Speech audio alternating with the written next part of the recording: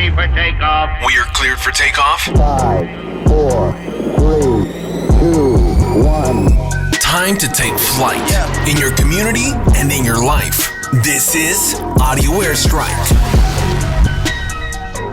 Hey, what's up, everybody? I'm Everett Hall-McNeill, and this is Audio Airstrike, episode 197. We are 3 episodes away from our big 200th episode, which we will have more information about that. Thank you for joining us. I definitely appreciate it. At this time, man, I had to bring back one of my reoccurring guests. He's a good buddy of mine. You've seen him on Audio Airstrike countless of times, giving his blunt opinion. He's going to keep it always 100 with his takes, whether you like them or not. Ladies and gentlemen, back on Audio Airstrike again. Jeff Henson is with us. Hey, man, how's it going? Good to see you on Audio Airstrike again. Appreciate you. Hey, what's up, man? What's up? Appreciate you bringing me on again. It's always good to chop it up and talk some shit. So I'm down. Yeah, I appreciate it, man. So, let's get right down to it. So, the Rams have won the Super Bowl. Everybody knows this now. We get it. The Rams have won Super Bowl 56. Now, here's some things that I do want to address and some stuff that got exposed. And, Jeff, I want to know your thoughts on this, right? I feel as though the Bengals offensive line had issues throughout the season, but was overshadowed with Joe Burrow's performance and also his ability to be a big-time playmaker in crucial situations. And also when you have a receiving core and pretty much the offensive player of the year in Jamar Chase being one of the wide receivers, top wide receivers, no matter where you put him at. Also, in my personal opinion, I think it's one of those situations where the offensive line got exposed, finally. When you put a good defense, pressure on them, you have Aaron Donald, Von Miller, and a host of other people that are putting pressure from the outside and the inside at times on Joe Burrow before he can plant his feet and really assess the situation and throw a touchdown or get down the field or get a first down. It's one of those situations where it's going to be a long night if you're able to do that, put pressure on a quarterback. So I think that's one of the keys to the reason why the Rams won. I'm not taking anything away from Matthew Stafford. I'm not taking anything away from Cooper Kupp. But in my personal opinion, I think defense won that game. Jeff, what is your thoughts initially? And I also wanted to ask you this. Who do you think needed to win more, the Rams or the Bengals?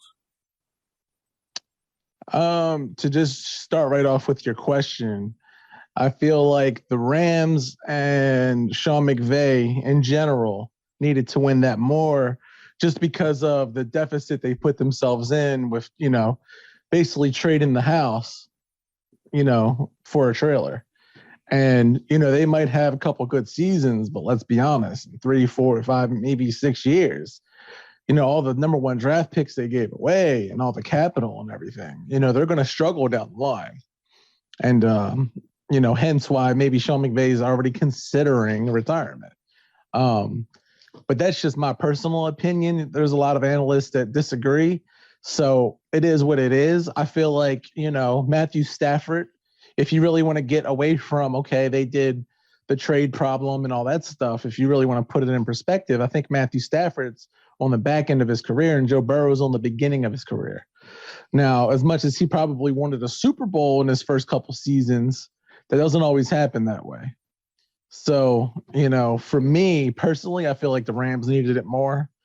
And hence why they went and won it.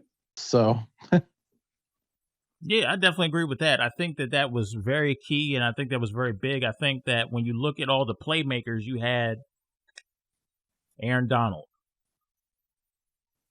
Jalen Ramsey, Von Miller, Eric Weddle coming out of retirement, former Baltimore Raven, coming out of retirement and basically saying, I want to win a chip too. There's a lot of things when you sit over here and you look at the situation and go, there's a lot of upside to this. There's a lot of things that if we put these pieces in place, we are getting this ring now.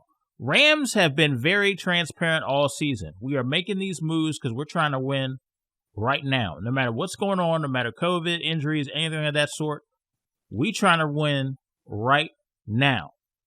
And that's what they went out and did. Now, with that being said, I will say this, and I wanted to ask you your opinion on this. Do you think the Bengals needed to be humbled in any way, shape, or fashion? Do you think they were getting too cocky? Or I think maybe the fans. I think the fans need to be humbled a little bit, because when you set out to play football in the NFL, you set out to win the Super Bowl. You know, now granted, there's some players that are a little bit more high maintenance than the others, or some to talk a little more shit. But us being Baltimore Ravens fans, that shit don't bother me at all. So, you know, I'm all for the trash talk. I'm all for the hyping the game up that gets me excited as a fan to watch. Do I think they needed to be humbled? No, I think Zach Taylor's a pretty good head coach. I think Joe Burrow's got a pretty good career ahead of him. I'm not really hoping that they succeed because we're Ravens fans, but I wouldn't mind them being our next big rivalry. You know, I think that right now Pittsburgh has some rebuilding to do, some refocusing. They're a good enough organization to do that, but I think right now, as it stands, the Bengals are going to be our main rival. So, humble, maybe not. You know, not when you have other people involved. If it was, you know, does Eli Apple need to be humbled? Yeah, Eli Apple needs to be humbled. But when you're talking about a whole team, whole organization, you know, you can't really put that on the team and organization unless they're out there stomping on people's logos like the Titans tried. You know what I mean? That's different. So. Yeah, I definitely agree. And speaking of that, Eli Apple definitely got humbled. As much trash talk as he was, if there's any particular Bengals player that need to be humbled a bit, it was definitely Eli Apple. So hopefully he matures and grows out of it, knows when to keep his mouth shut. That's all I got to say about that. Stepping in on, a way, not to cut you off, but in a way, so did Jalen Ramsey. So, you know, you want to talk about humble. There you go. Let me tell you something. It is a very humbling experience to have one of your worst games in the biggest game of the year and your defense still pulls it out. Jalen Ramsey is a top 10 cornerback, in my personal opinion. He's top 3, man. Let's just call it like it is. Yeah, he's top 3. He's a top 3 corner. Okay, we'll give him that. Top 3 corner. When you are a top 3 corner and you have one of your worst games in the Super Bowl at the time you shouldn't be having one of your worst games, and the defense bails you out, because let's be honest, man, there was a couple times Jamar was burning them. That speaks to the level of talent that Jamar Chase has. There were times where Jamar was just burning them. And I look at the last play. If the defense doesn't get that pressure on him, and Aaron Donald gets there like a hair a second too late, and he sees Jalen Ramsey on an out route, and he sees Jamar Chase on a out route, and Jalen Ramsey down, we be talking about this conversation would be totally different. Yeah. This conversation would be totally different. We'd probably be saying the Bengals are the Super Bowl champs right now instead of the Rams, if that play actually was to get off. Luckily, the Rams defense got there just in the nick of time. But we talked about defense a lot. We had Cooper Kupp win the MVP. I'm just going to share my thoughts. Jeff, I kind of want to piggyback off of some stuff you were telling me off air where you felt like, I think me and you were in the same boat, where you felt like Aaron Donald should have been the MVP. And I am in agreement with you because of a couple of things. One, he did 2 crucial stops that won them the Super Bowl. He led a defense in 2 crucial stops, right, to win a Super Bowl. Don't get me wrong. The drive between Stafford and Cooper Kupp getting double teamed for most of that drive and him still making those catches is crazy and resilient. I will give him that all day. But when you are able to get through and stop 2 crucial plays back to back, the last couple seconds of the game, and then you've been applying pressure, that's hard to deny, man, because, I mean, that particular ending to that Super Bowl reinforced, despite rules coming in, making it hard for defenders to get at the offensive players, it reinforced the rule that defense still wins championships at the end of the day. Now, we know that the NFL, they are about their money. They want exciting games. So here come rules put in place that gives offensive lines, wide receivers, and even especially the quarterback favor in terms of certain penalties. That's just what it is. That's just the era of football we're at right now. That's why you have scores running up to 40 or 50 points sometimes in a game, because of the way those rules are shifting. So when we sit over here, we look at that, and then we see Aaron Donald doing what he does in this era of football. It makes us realize defense can still win championships even in this era. Jeff, what are your thoughts? I'm a defensive guy in general. Offense is awesome. It makes the game exciting, but certain aspects of defense also makes games exciting for me. I mean, we grew up in the Ed Reed era to where, we could be down 14 points and a pick six from him would turn it around just like that. So my personal opinion on the whole MVP situation is I feel as though they should give out two rewards. I think it should be an offense and a defensive MVP award, because there's no phase of football that's not being played. Hell, maybe even give out a award for special teams.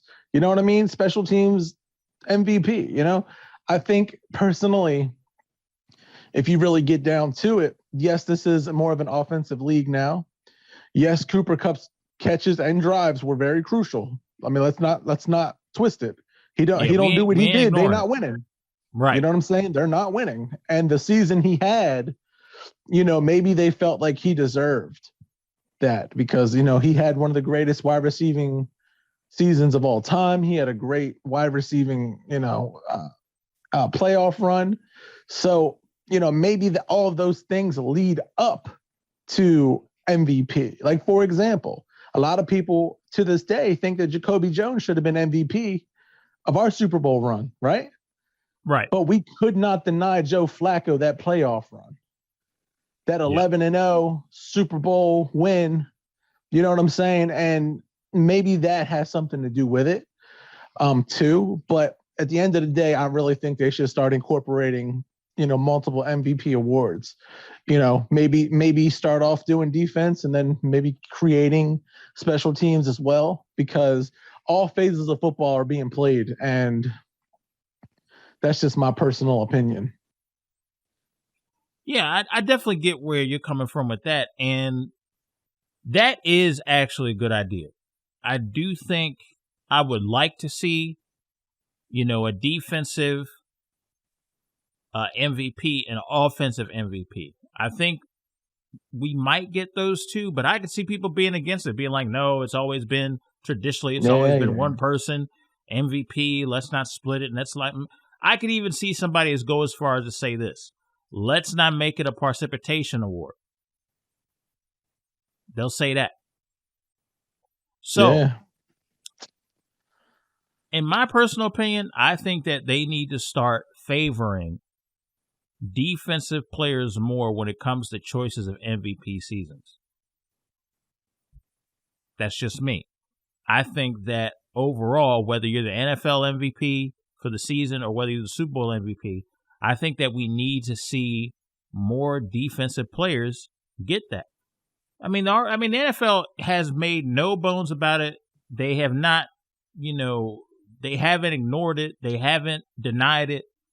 This is a offensive favoring NFL now.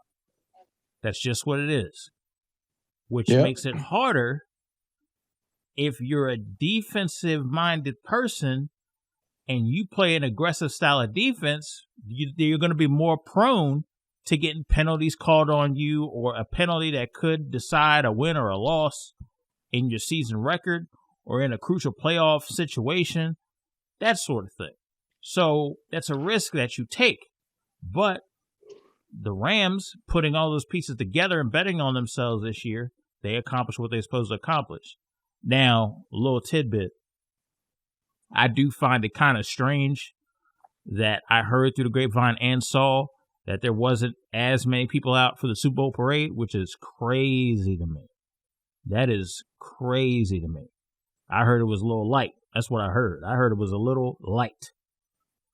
Yeah, I don't know what's at all. going on with that. I don't know who did the marketing for that. Like, they should have. I mean, you're in California. You should like, hello, like 100 million people saw them win. You think that would, usually after a couple of days, a parade's going to happen. So for that parade to happen, for the celebration outside to happen, and it ain't that many people that was there,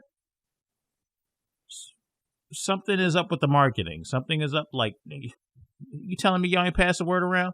Like, if this was another organization, I'd be like, okay, cool, fine. It's a small organization, whatever. But this is the NFL. And this is the Los Angeles Rams. And you just built a new stadium in the middle of Inglewood, California. And they just won a Super Bowl. I don't understand why there's not a bigger turnaround than that. We're technically a smaller city, and we had a bigger turnout when we won the Super Bowl. I don't understand that. That's crazy to me. That's really crazy. But you know what I mean? So yeah, I'm gonna go to another tidbit, right? I know it's too early to call now. I know it's too early to sit over there and be like, okay, well, who do we have favored to win the Super Bowl next year? It's too early to call. But we can name some teams that are definitely in the running next year. In my personal opinion, I think the Bills are in the running. I think the Chiefs are in the running. You will not see the Tampa Bay Buccaneers in the Super Bowl next year. I think there's people going to be leaving left and right because the Brady effect is not there no more. I think you can call this a selfish plug if you want to. I think we got a chance. If we stay healthy, we got a chance. We got a good chance. In the NFC, I think the Packers can do it. Of course, Rams can possibly be in the driver's seat to run it back if everybody comes back. If Aaron Donald does not come back to the Rams, that is a game changer, though.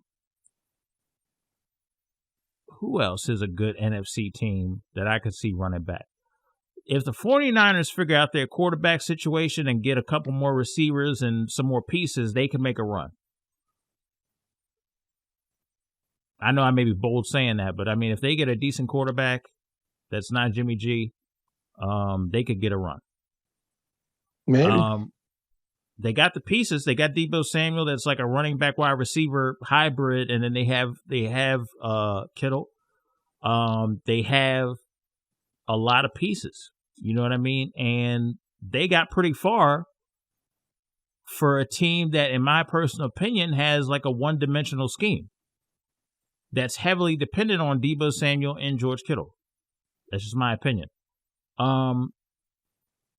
Is there anybody else that I'm forgetting that? And is there any other NFC team that could really seriously make a run?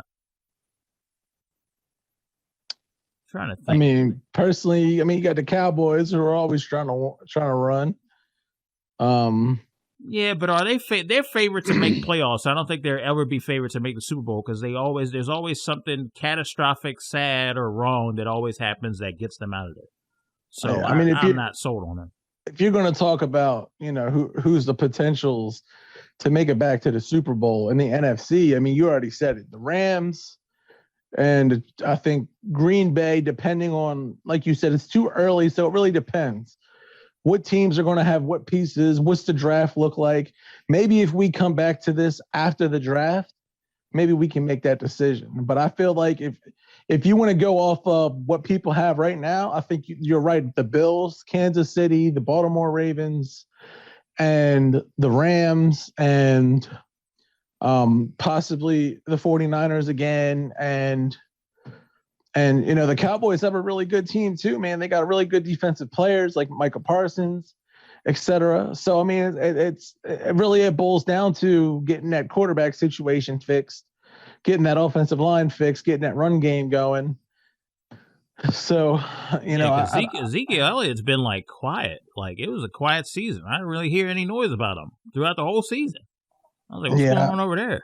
Me either. That was weird to me from the Cowboys. I'm like, that's your number one running back, and I don't hear no noise about him. I heard more noise about Derrick Henry with the injury or before he got out of injury than you. Like, I don't understand. But as I reiterated before, there's a lot of great young quarterbacks on these teams, and we are in a good era despite, defense, the focus on defense in terms of the league is not as big as it used to be. I think the fact that we have a lot of young quarterbacks leading the charge on different teams is going to make a very entertaining season, especially a playoff season, especially the games that we've seen, divisional round, NFC championships, AFC championships, like just coming down to the wire. That was one of the best postseasons I've seen and been a part of. You know what I mean? Watching it. Oh yeah, for sure. So now I want to focus on the Rams again, but this time I want to focus on certain fan favorites are now Super Bowl champions.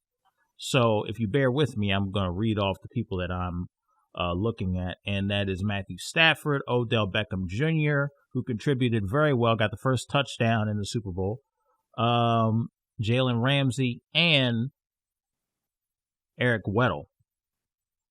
So they're all Super Bowl champions. And I want to commend Matthew Stafford because he's been ridiculed throughout his entire career. When you are sadly the quarterback in the face of the Detroit Lions and you have not made a playoffs ever, you are going to get some ridicule if you can get it done, if you can get there. It doesn't help you had Calvin Johnson at one point and still didn't get there. People are definitely going to look at you funny. But listen, they made the playoffs 3 times. He just never won a playoff game. He's 0-3 in the playoffs until this year. Yeah, that's going to bring on some criticism. Oh, yeah. Especially but now, I'm going to be honest with you, man. When you get that ring, anything going on in your career that is debatable or can be critiqued, that completely washes most of the flaws that we see. Joe Flacco, I'll use this as an example. Joe Flacco still gets criticism for his playability. Imagine if he didn't win that ring for us. Look at what's going on with Lamar currently. Now, I think it's very unfair due to certain situations at times. But the minute that he gets a ring, a lot of these criticisms are going to turn into whispers. Keep in mind, folks, and I just want to reiterate this and make this clear. A couple days after the Super Bowl, this man was sitting over here throwing the ball to his receivers that are currently on the Ravens roster. Not at the Ravens practice, just at a random field, getting them reps in. He is serious and committed. Watch out for him next season. That's all I got to say. I ain't going to go too far. But I'm happy that all these gentlemen on the Rams got their ring, especially Odell Beckham Jr., which brings me to Baker Mayfield. Baker Mayfield had a lot of salty stuff to say about Odell Beckham Jr. getting a ring. And I'm going to pull that up right now. Some people would rather cut corners than put work in. This is from Baker Mayfield's IG story.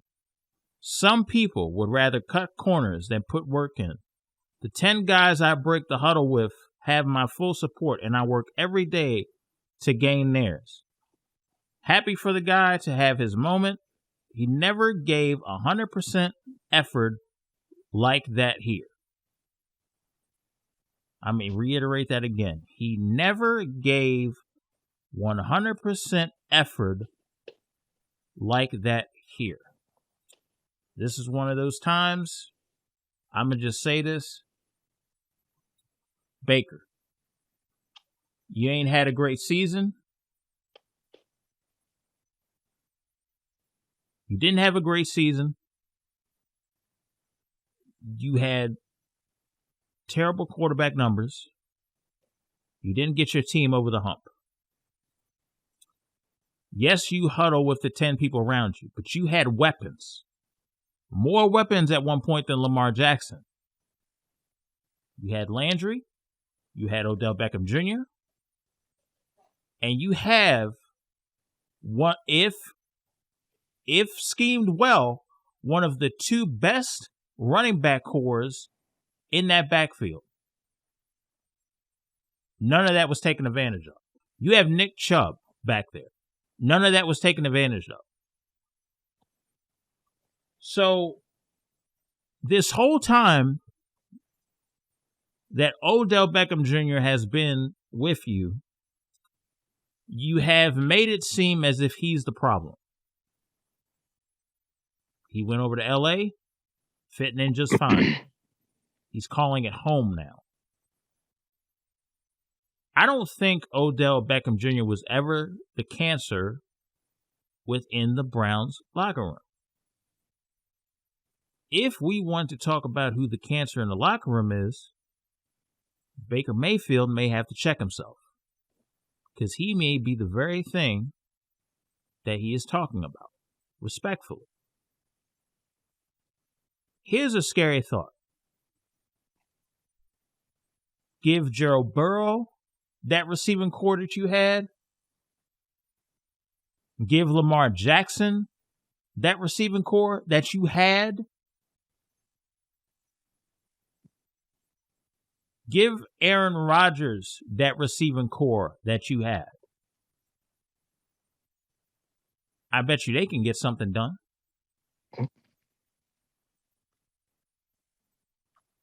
I'm not calling you out your name. I'm saying the way that you are acting, it is like a virus spreading in that locker room. You're getting too emotional. You make an IG post. That's not very mature. The timing of that, be classy, let Odell have his win, and keep it going from there. That's what you're supposed to do. You're not supposed to sit over there and throw shade at him, because, I mean, in my personal opinion, that's what it was. He never put in effort like that over here. You tweet that out. Not tweet that out, but you put it on your IG story minutes after the Super Bowl is over.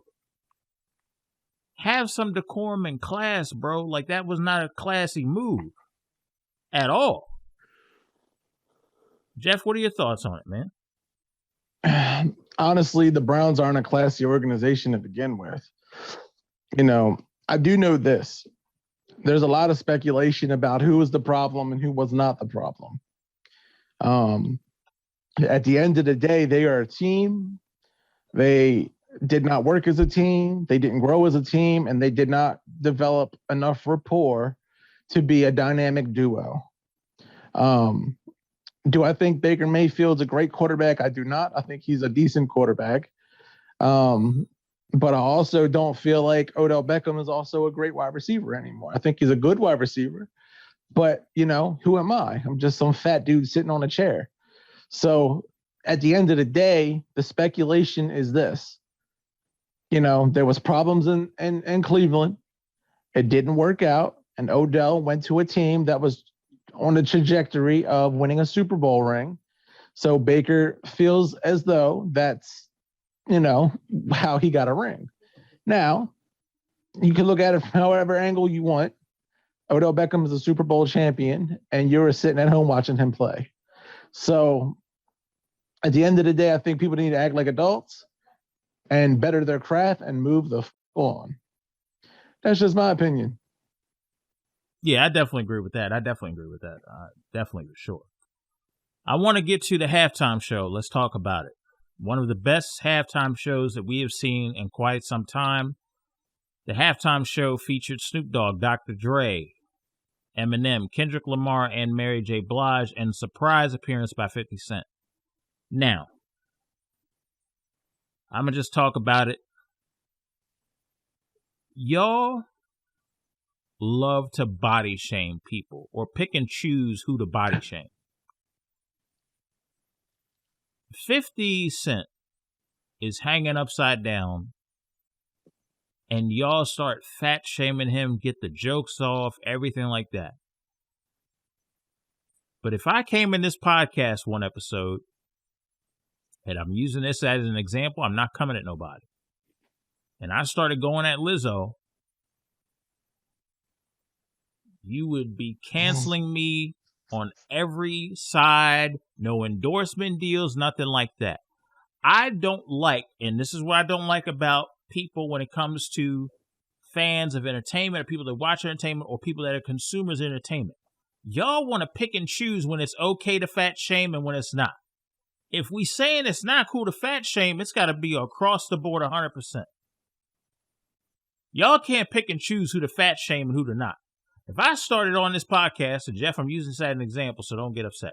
If I started turning around and fat shaming Jeff right now and started getting all types of jokes, some of you who's got some sense would speak up and be concerned because you guys are proponents of, hey, we're not fat shaming anybody. Fine. But then you have people that play games and pick and choose, and they want to crack jokes at this person that gained a little bit of weight. But then when somebody over here is in the same boat, and it happens to be a different person, that's not the person they made fun of, they want to champion them. They want to be a fake activist for people who are plus size.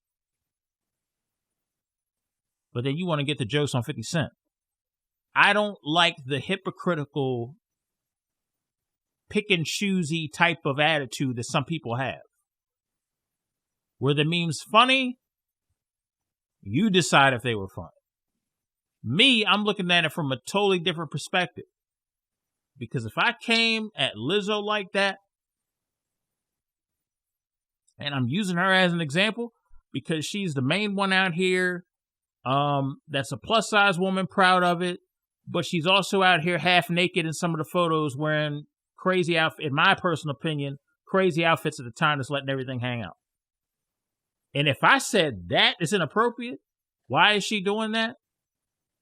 Some of y'all would be horrified and terrified, but the second 50 Cent is sitting there hanging upside down from his famous music video just to recreate that, and he gained a little bit of weight. I'm sorry, bruh. It's natural to gain weight over time as you get older. And some of y'all, I'm going to be honest, I'm going to just say this. Some of y'all are in no way, shape, or form, in any fashion, got some nerve. Some of y'all got some nerve making fun of him, talking about, oh, he gained weight, he did this, oh my God, he looks like he gained 50 pounds hanging upside down. Some of y'all sitting on the couch, y'all got crumbs on your shirt, you sat back over there, ate your little food. Brother, you don't need a table. If you could use your gut as a table, I don't want to hear you talking about 50 Cent. I don't. That goes for anybody. I don't care if you're a man, woman, or whatever you claim. Some of y'all who are plus size do not need to be coming at 50 Cent and shaming him for the fact he gained some weight. Literally, people watching the Super Bowl. Some of y'all a little bigger than others. Shaming a guy that for the most part has been in better shape than a decent amount, more in better shape than a decent amount of people in America. Let that sink in.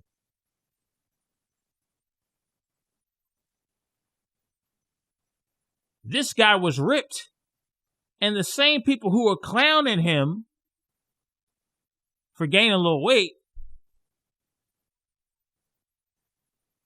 y'all couldn't even get to, as of right now, some of y'all have not found the motivation to even get to that level of exercise and that body type because of poor choices. I'm saying, look, y'all better be careful who you pick and choose to fat shame on, especially if you're not in a position to be doing that. I'm not even saying that's right, but I'm just saying, I noticed there's a lot of hypocrisy for that, so I just had to call that out because that was just crazy. So anyway, moving on to another different thing with the halftime show, and my rant is over with the whole 50 Cent thing. Jeff, what are your thoughts on the halftime show? I thought it was great, man. One of the best halftime shows I've ever seen. It's probably my favorite of all time, just because, that's the genre of music that I listen to. This is the genre of music I grew up on, and that was from our time, really. I mean, a little before our time, but we grew up listening to it. So, that was probably one of the best halftime shows of all time. And not only that, but you could tell the crowd was into it. It's hard to watch some of them halftime shows and the crowd's just like, damn, I wish the football would come back on. So I've seen some bad ones, I've seen some good ones, and this is probably my favorite. Yeah, I definitely agree. Here's the thing, right? If you're a millennial, and even if you're like a Gen Z that was born 96, and you listen to a lot of the older music that we ended up listening to, this was right up everybody's alley. We listened to these songs in high school. We listened to these songs in college. Even if they came out 10 years ago, to some of us, we still listen to that because some of those are soundtracks to our lives. And to have them all up there, first of all, it was just good to see Dr. Dre again. Because usually he's like in the studio or in the background at times. So it was good to just see him pop out and just remind people, this is still Dr. Dre you're messing with. Don't get it screwed up. And also good to see Snoop in all ways. It like, the guy doesn't age. I ain't got no problem. Snoop is one of the most, he probably is the most famous rapper in the world. Just branding wise, just marketing wise, just who he is, how he conducts himself, and the fact that he doesn't change an ounce of who he is. People across the country, subscribe to the positive energy he gives out from time to time. So I just thank him for everything he's contributed to hip hop. Definitely one of the GOATs. So when it comes to that, and then you got Mary J. Blige, who to a lot of people, she was the good hybrid where she would take hip hop and mix it into her R&B, and you could tell that in her catalog. So it was fantastic to see that queen up on stage doing what she wants to do, or doing what she does best. Like, you know what I mean? And just, and you know what? And despite of all the stuff that she's gone through recently and stuff of that nature, it was good to see her happy on that stage, and just smiling and enjoying the performance. It was great. And then, I got to talk about my boy Kendrick. I got to talk about Kendrick. For those people that have missed Kendrick and are looking for new music, I think that was a good appetizer that something is on the way. He did a phenomenal job in his performance segment. Eminem, What Needs More to Be Said. You're at a football game. We all know the one song that Eminem is going to perform at a football game, and that is Lose Yourself. And for that to slide right into the interlude of the piano of I Ain't Mad at You, which was like a special small tribute to Tupac, phenomenal transition into that. And then that transitioned into Still, DRE, featuring Snoop Dogg and Dr. Dre. I do love the fact that Snoop and Dre started it off and then they closed it at the end. So I do love that came around full circle. That was phenomenal. Jeff, what are you got any other thoughts on it?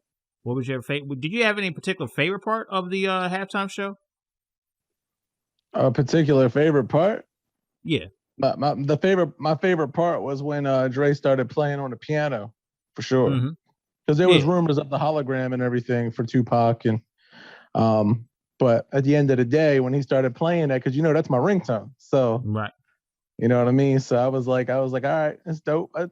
But all around, man, I was just happy with the whole thing. A lot of people were putting down like, oh, Mary J. Blige shouldn't have been there, or et cetera, et cetera. But I don't believe that, man. It's part of the culture. It's part of the era. Man, fuck all that. Yeah, I definitely agree with that. That, man. Yeah, so all in all, I loved it. It was great.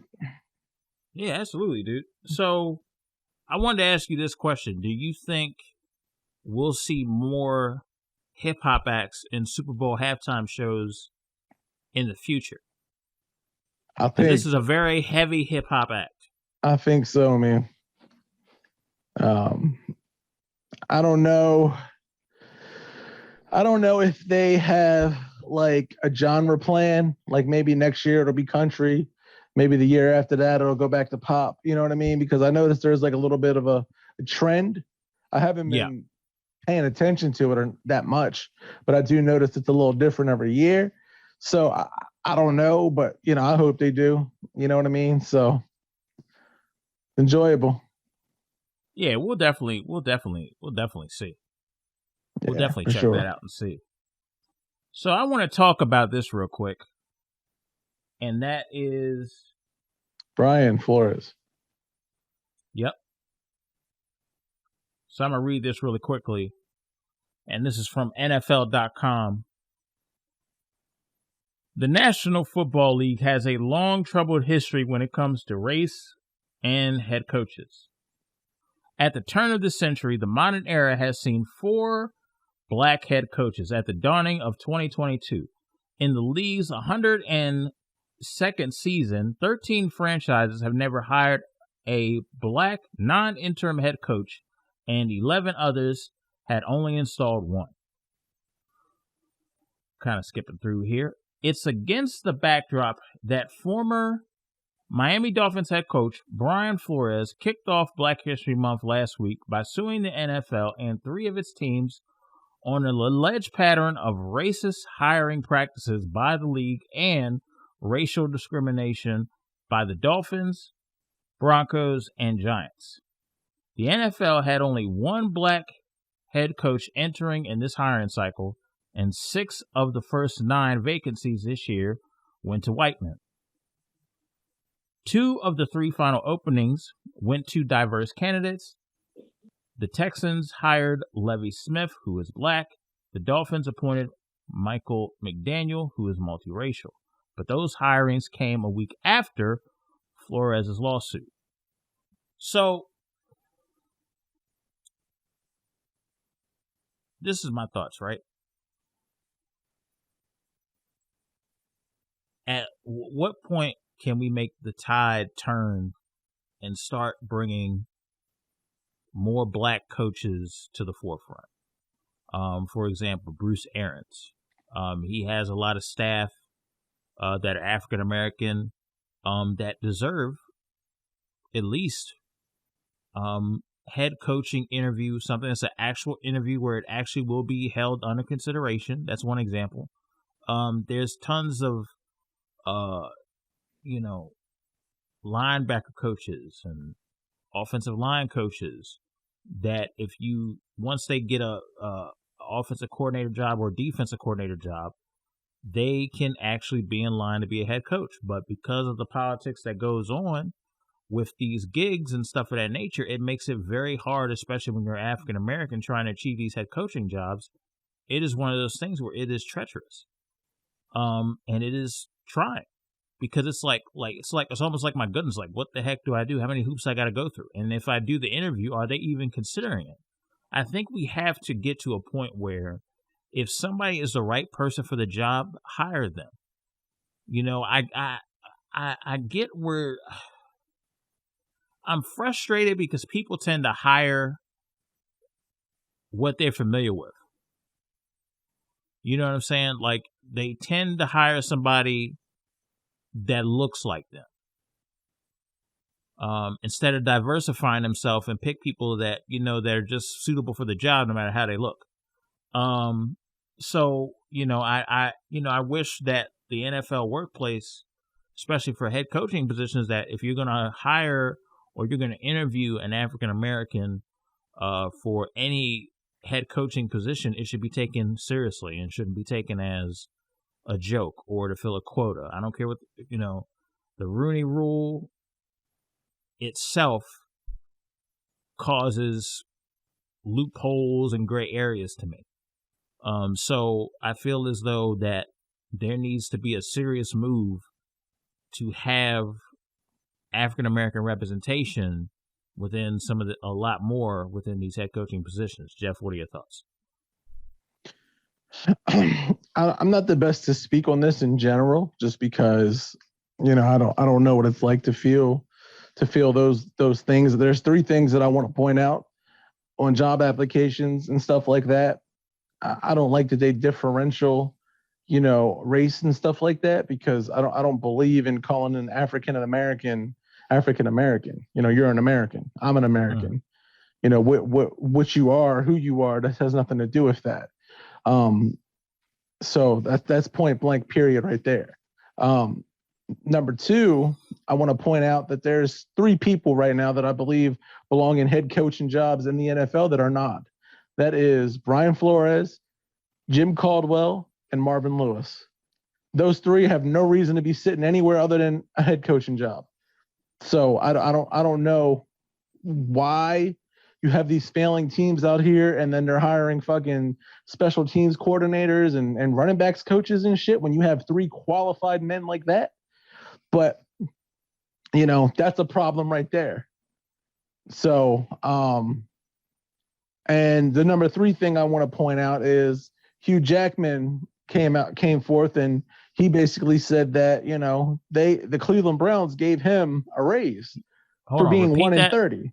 Hold on, repeat that, because you said Hugh Jackman. You meant Hugh Jackson. So go ahead and repeat your statement. Hugh Jackson. Yeah.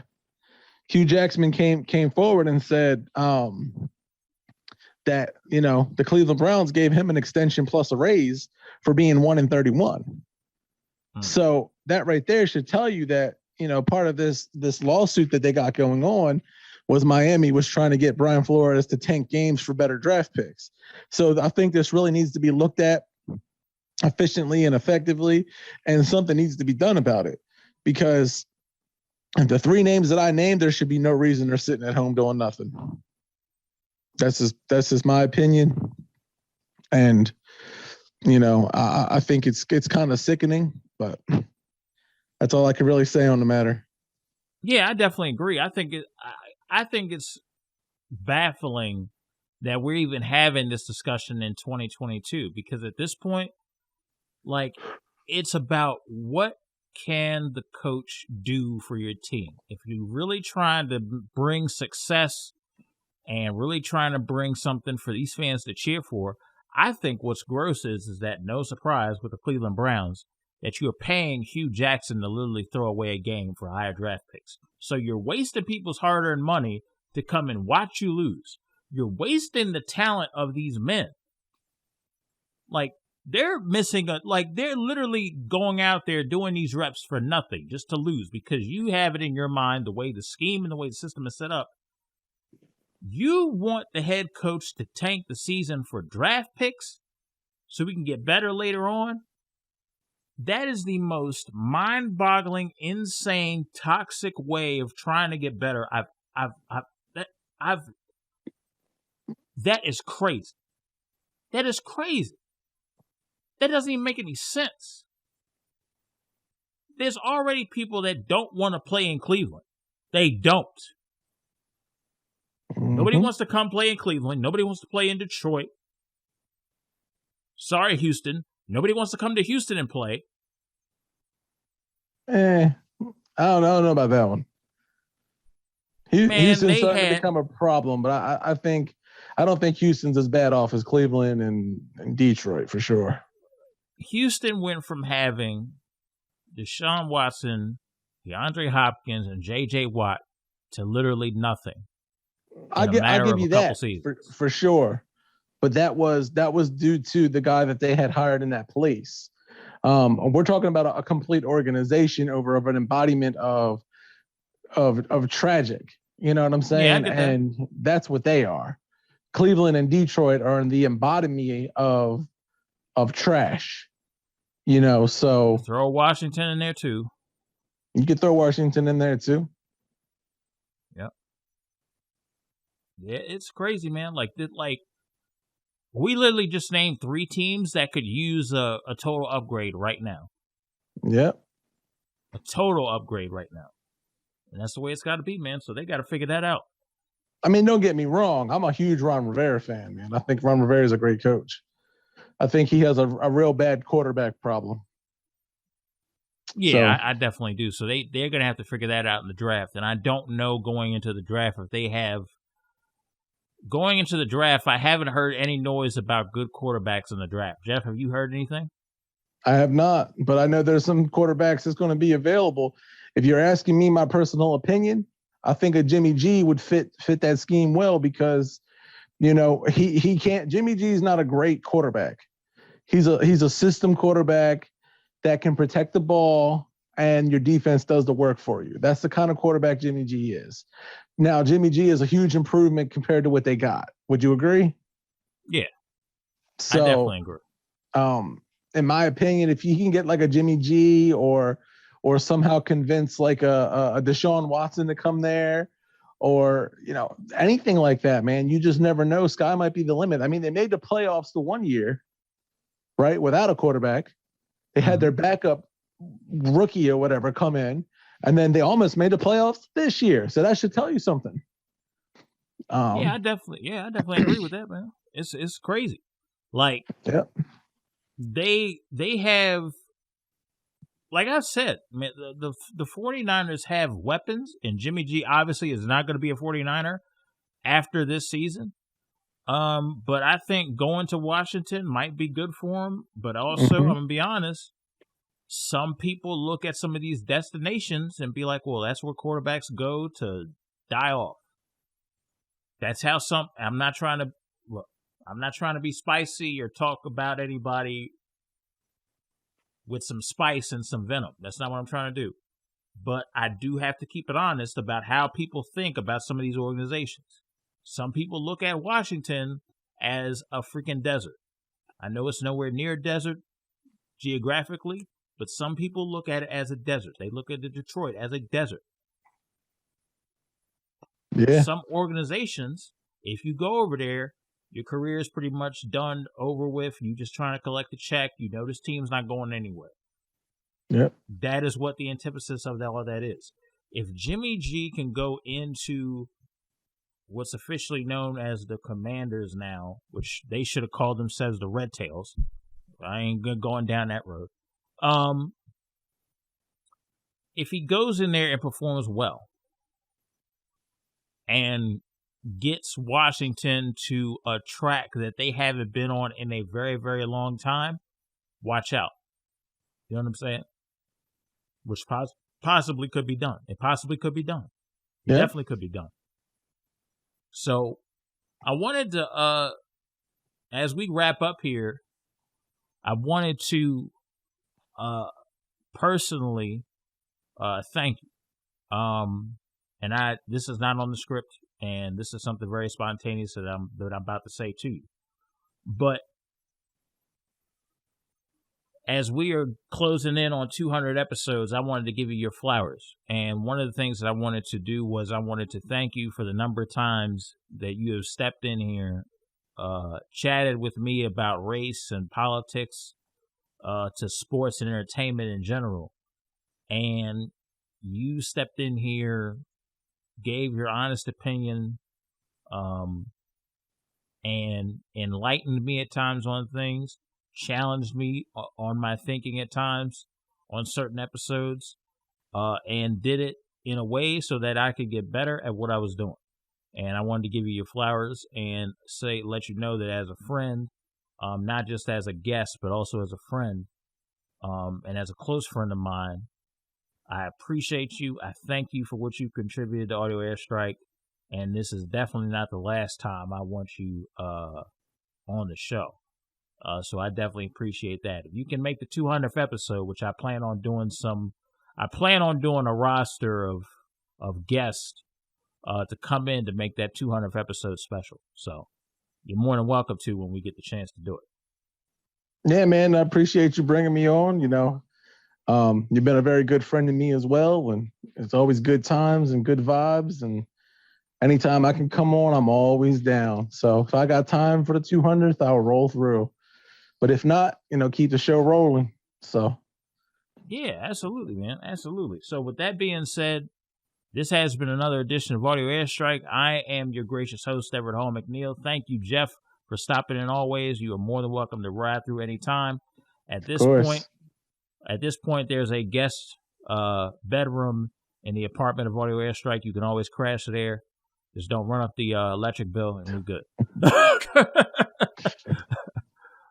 Yep, I definitely appreciate you, man. All right. So with that being said, y'all take care. We'll be back with another episode. Thank you for listening.